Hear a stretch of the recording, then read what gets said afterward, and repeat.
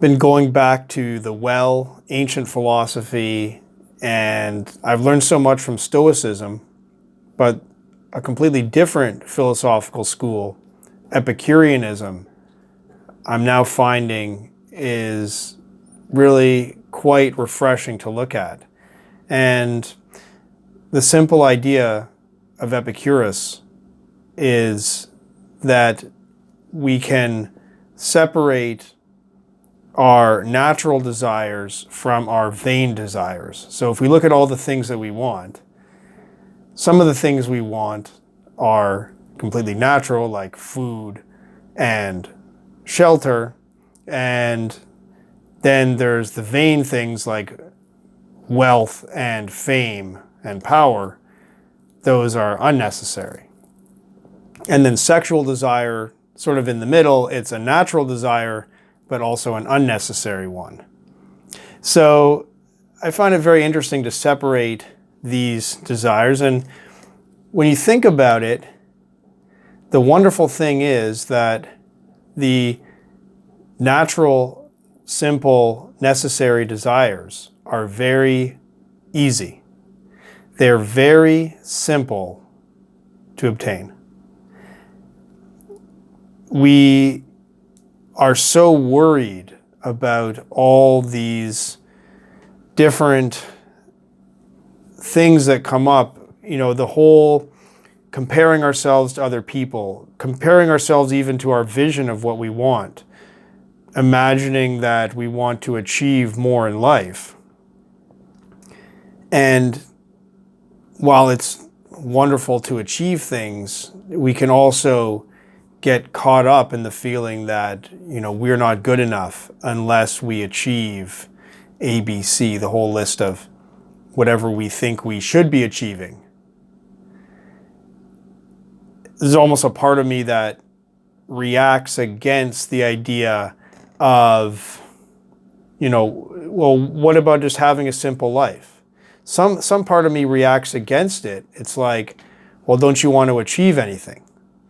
I mean, if you just eat and sleep in a comfortable shelter for the rest of your life, I mean, is that really that? I mean, that doesn't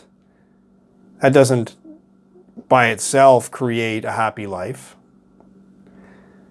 It doesn't do anything beyond it almost feels like it's almost like living at an animal level. It's like, are you an animal that you could just be happy to eat and sleep? So there's a part of me that just rebels against it. But I think that the wonderful thing about this approach is that by separating these natural desires from anything else, we can use that as a baseline, and we can just relax. We can just chill out as long as we have the baseline. As long as we're eating, sleeping, with our shelter, we have the basic needs taken care of, then we have the basics taken care of. Those desires are the only ones that we need to satisfy, to survive. And so we're okay. That doesn't mean that simply living for that is a complete life. But there's something very refreshing about just thinking that that's all I need. That's all I need to worry about. Anything beyond that is a bonus.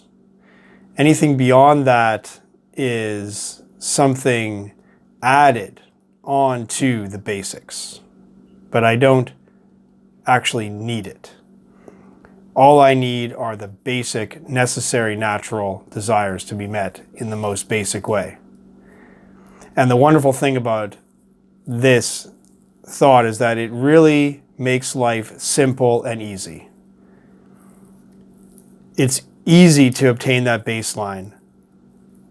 Living in a land of peace and prosperity where we can